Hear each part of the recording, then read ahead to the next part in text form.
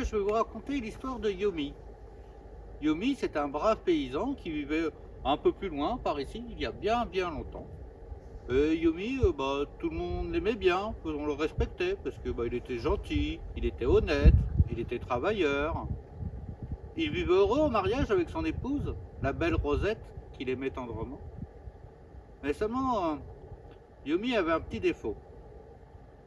Il avait tendance à un petit peu trop aimer la bouteille. En boire un petit peu trop, un peu trop souvent, et en général, ça lui faisait faire des bêtises. Par exemple, un jour, il était parti pour vendre un veau à la ville. Donc il était parti à pied, parce que comme il était pauvre, il voyageait toujours à pied. Et ce jour-là, ce veau, il en a fait une très bonne affaire. Il a réussi à le vendre 15 sous. C'est quand même pour l'époque, c'est une sacrée somme, surtout pour un veau. Et en regardant tout son argent, Yomi se dit, oh quand même, une belle affaire comme ça, je ne vais pas rentrer tout de suite à la maison, je vais arroser ça quand même avant de rentrer. Donc il allait voir son cabaretier préféré.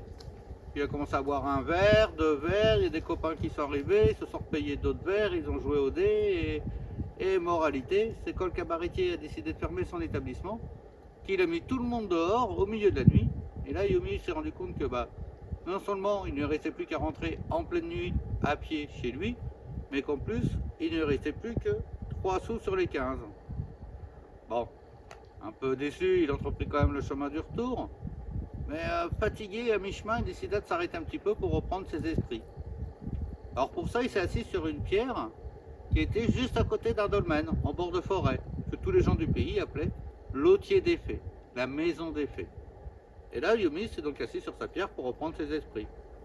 Enfin, ouais, à cette heure-ci, reprendre ses esprits, ça consiste surtout à rester la bouche grande ouverte, là, les yeux fermés, quand soudain, il fut réveillé parce qu'il aperçut une fée qui sortit du dolmen. Alors, c'est pas les petites fées de Walt Disney, là, les petites avec des ailes, ce sont des fées celtiques de très grandes et de très belles dames. Et quand Yomi l'a vu apparaître, il a reconnu aussitôt, c'est celle que tous les gens du pays appelaient Dame Margot. Et quand Dame Margot aperçut Yomi assis sur sa pierre, elle l'interpella. Yomi, qu'est-ce que tu fais ici à cette heure-là de la nuit? Et bon, Yomi lui raconta ses aventures de la journée. Alors bon, elle le sermonna un peu en disant, mais non, mais Yomi, tu vois, faut vraiment que tu arrêtes avec ta bouteille, ça te fait faire que des bêtises à chaque fois. Bon, c'est bien parce que c'est toi, je te connais depuis que tu es tout petit, je sais que tu es gentil, tu es honnête, tu es travailleur. Ne bouge pas, je vais chercher de quoi t'aider. Et là, elle a cherché dans le dolmen une bouteille, comme ça, remplie d'un liquide doré. Et en lui confiant la bouteille, elle expliqua, cette bouteille, surtout, tu ne l'ouvres pas avant d'arriver à la maison. Et une fois chez toi, il te suffira d'en verser le contenu sur la table, et tu verras, il en coulera une pluie de pièces d'or. Yomi était tout content de son cadeau, donc chaleureusement, il remercia la bonne fée, il promit de se tenir sage à l'avenir, et puis il repartit chez lui d'un bon pas, tout content avec sa bouteille. Oui, mais au bout d'une lieue, il commence à avoir la bouche un peu pâteuse. Puis forcément, rien à boire dans les environs. Regardez la bouteille, puis non, j'ai promis que je n'ouvrirai pas avant d'arriver à la maison. Puis, si je vois une petite gorgée, ça se verra pas. Alors il ouvre délicatement le bouchon. Il en boit une toute petite gorgée, mais juste de quoi s'humecter les lèvres. Mais alors là, un nectar. La meilleure liqueur qu'il avait bu de toute sa vie. Et là, pour un Yomi, la tentation était un peu trop forte. Donc il rebut une petite gorgée, puis une autre un peu plus grande. Et moralité, quand il est arrivé chez lui, il avait déjà bu presque la moitié de la bouteille. Là, elle attendait son épouse, Rosette. Alors, ça se temps là que t'arrives. Attends, tu vas voir. Il s'approche de la table, en verse le reste du contenu de la bouteille, s'attendant à la pluie de pièces d'or promises. Mais comme il avait ouvert la bouteille avant d'arriver à la maison, à la place des pièces d'or, il en coula une espèce de boue noire et nauséabonde, une odeur pestilentielle. D'ailleurs, tous deux ont quitté la maison en courant tellement c'était impossible de rester à l'intérieur. Bien évidemment, Yomi dormit dans la grange cette nuit-là. L'année qui suivit cet incident, ce fut une très mauvaise année pour les champs. Tout le printemps, tout le début de l'été, il avait beaucoup trop plu, ce qui fait que ça n'avait rien donné dans les champs, tout avait pourri sur place. Et Yomi et Rosette, ils n'allaient pas avoir grand chose à manger pour pouvoir passer l'hiver. Alors comme souvent dans ces situations-là, Ils se disputaient à longueur de journée, chacun faisant des reproches à l'autre. Puis Yumi, à force de chercher une solution, il se dit, après tout, la bonne fée, Dame Margot, elle avait été gentille avec moi la dernière fois. Peut-être que si je retournerais la voir, elle accepterait à nouveau de m'aider. Donc il est reparti à pied au dolmen, à l'Autier des Fées, puis il s'est assis sur sa pierre comme la fois précédente en attendant la nuit. Mais la nuit venue, quand Dame Margot est sortie de son dolmen, puis qu'elle a encore aperçu Yumi sur sa pierre, elle dit, bah non, mais Yumi, qu'est-ce que tu fais là pourtant avec le cadeau que je t'ai fait l'autre fois? Et puis bon, bah là, Yumi lui raconta ses derniers exploits. Bon, là, elle le dispute un petit peu plus fort quand même. Elle va dire, bah non, mais Yumi, faut vraiment que t'arrêtes avec la bouteille, tu vois, ça te fait faire n'importe quoi, ça te fait faire que des bêtises à chaque fois. Bon, c'est bien parce que c'est toi, que je te connais depuis que tu es tout petit, je sais que tu es gentil, tu es honnête, tu es travailleur. Je veux bien t'aider encore une fois, ne bouge pas. Et là, elle a cherché dans le dolmen une nappe blanche pliée en 4. Et en lui confiant la nappe, elle expliqua, bah cette nappe, quand tu auras faim, il te suffira de la poser comme ça sur la table et de réciter la formule magique. Nappe, nappe, sers-moi un bon repas. Alors, Yumi était tout content de ce cadeau. Donc de nouveau, il remercia chaleureusement la bonne fée. De nouveau, il promit de se tenir sage à l'avenir. Et puis il repartit chez lui tout content avec sa nappe. Et là, à peine arrivé à la maison, devant son épouse, Rosette, posa la nappe sur la table, récita la formule. Nappe, nappe, sers-moi un bon repas. Et là, la nappe, elle s'est mise à se déplier toute seule. Et au fur et à mesure qu'elle se dépliait, apparurent dessus tous les plats, tous les mets les plus savoureux. Il y en avait pour tous les goûts. Du sucré, du salé, des viandes, des poissons, des légumes.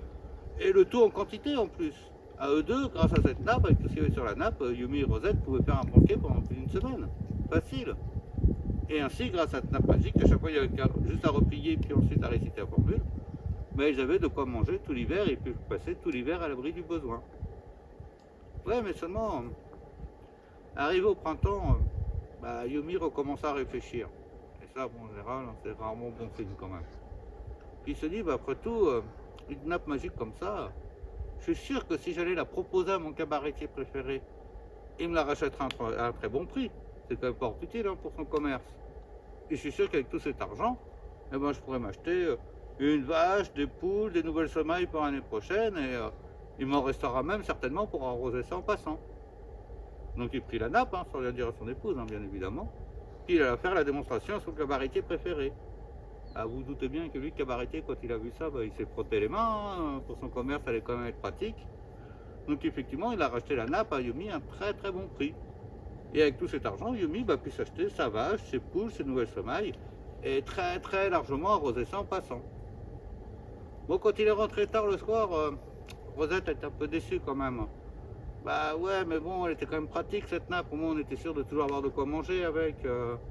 J'aurais préféré qu'au moins tu m'en parles avant, mais bon, c'est fait, on peut pas revenir dessus, puis bon, au moins t'es pas revenu les mains vides, on verra bien. Alors l'année qui suivit, elle fut pire que la précédente.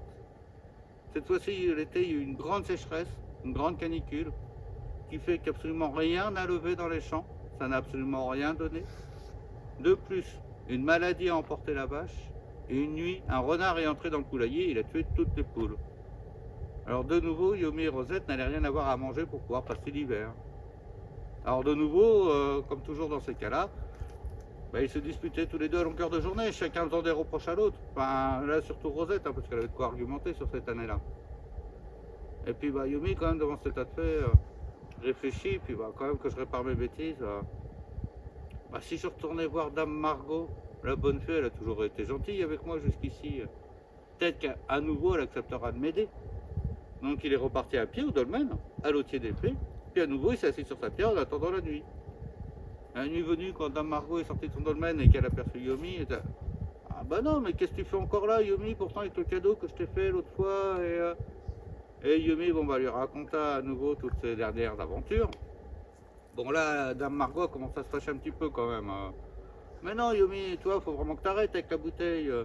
Ça devient vraiment n'importe quoi, ça te fait faire que des bêtises à chaque fois. Bon, c'est vraiment parce que c'est toi que je te connais depuis que tu es tout petit. Je sais que tu es gentil, que tu es honnête, que tu es travailleur. Je veux bien t'aider encore une fois, mais je te préviens, c'est la dernière. Ce ne sera pas la peine d'y revenir. Et là, elle allait chercher dans le dolmen un long bâton noir, tout noueux.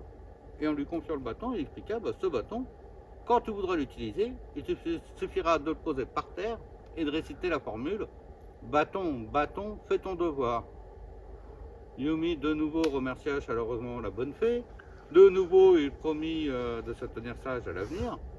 Puis il repartit chez lui tout content avec son bâton. Oui, mais arrivé à mi-chemin, bah, il commence à avoir un petit creux. Puis d'un seul coup, il a réalisé que, tiens, mais c'est bizarre, parce que d'habitude, quand Dame Margot me donne un objet magique comme ça, bah, elle m'explique à quoi il sert. Là, elle m'a rien expliqué pour le bâton. Peut-être quand même que j'essaye avant d'arriver à la maison. Puis on ne sait jamais, avec un peu de chance, il me donnera de quoi manger. Alors il posa le bâton au sol, puis il récita la formule. Bâton, bâton, fais ton devoir. Le bâton se redressa, s'envola dans les airs, puis il vint se placer derrière le dos de Yumi et lui mit des grands coups de bâton dans le dos jusqu'à ce que Yumi soit obligé de crier grâce, grâce. Et là ensuite le bâton retomba au sol et s'arrêta. Alors pareil, en se passant les reins endoloris, là, Yumi, oh là là, mais c'est quoi cet objet magique qu'elle m'a donné là, qui me donne des coups de bâton c'est quoi, qu'est-ce que je vais pouvoir faire de ça là, qu'est-ce qu'elle m'a donné la bonne fée et il a eu une idée. Il récupéra son bâton, puis il retourna voir son cabaretier préféré. En disant, bah tu sais, la nappe magique que je t'avais vendue au printemps dernier, bah maintenant j'aimerais bien pouvoir la récupérer aujourd'hui. Le cabaretier refusa tout de net. Ah bah non, non, non. Moi je te l'ai acheté assez cher comme ça. En plus, hein, pour mon commerce, elle est quand même bien pratique, bien utile. Non, la nappe, elle est à moi, je la garde. Alors Yumi posa le bâton sur le comptoir, puis chuchota. Bâton, bâton, fais ton devoir. Le bâton se redressa, s'envola dans les airs, puis vint se placer derrière le dos du pauvre cabaretier et lui mit des grands coups de bâton dans le dos jusqu'à ce qu'il soit obligé de crier grâce, grâce. Et là, pareil, le bâton s'arrêta et retomba au sol. En se massant les reins, tout endoloré aussi, là, le cabaretier, il dit, oh là là, mais c'est quoi là encore ton objet magique Moi j'en ai marre, Yumi, de toi et puis de tous tes objets magiques. La nappe, elle est largement amortie, hein, largement remboursée, je me suis fait même un peu de bénéfice dessus. Tu récupères ta nappe, ton bâton, et toi et tes objets magiques, vous quittez mon établissement et c'est plus la peine d'en venir, je ne veux plus jamais vous revoir. Bon, Yumi put récupérer son bâton, sa nappe, et rentra chez lui. Pas avant de rentrer chez lui, il avait quand même caché le bâton pas loin de la porte, hein, quand même. Puis en arrivant à la maison, devant son épouse, posa la nappe sur la table, récita la formule. Nappe, nappe, sers-moi un bon repas. Alors Rosette, au départ, quand elle a vu tous les plats, tous les mets apparaître, elle était contente, elle était ravie d'aller avoir de quoi manger pour pouvoir passer l'hiver. Puis après, elle dit, mais attends, mais cette nappe-là, tu l'avais vendue cher. Puis nous, on n'a pas l'argent pour pouvoir la racheter. Qu'est-ce que t'as fait encore pour la récupérer? Mais qu'est-ce que t'as encore fait comme bêtise? Alors bon, Yumi ne voulait pas répondre, mais comme Rosette insista, il alla chercher le bâton. Il posa au sol, récita la formule. Bâton, bâton, fais ton devoir. Le bâton se redressa, s'envola dans les airs, puis vient se placer derrière le dos de Yumi. Il lui mit des coups de bâton jusqu'à ce qu'il crie grâce, grâce. Bon là, Yumi l'a crié assez rapidement, il connaissait le truc quand même à force. Et depuis ce jour, Yumi et Rosette vécurent tous les deux heureux. Grâce à la nappe récupérée, ils avaient de nouveau de quoi manger tous les jours, à satiété. Et en plus depuis ce jour-là, Yumi se contentait de travailler honnêtement dans les champs. Puis s'était bien calmé sur la bouteille. Oui, enfin ça, c'est surtout parce que c'est Rosette qui avait gardé le bâton. Et puis qu'elle avait bien retenu la formule. Bâton, bâton, fais ton devoir.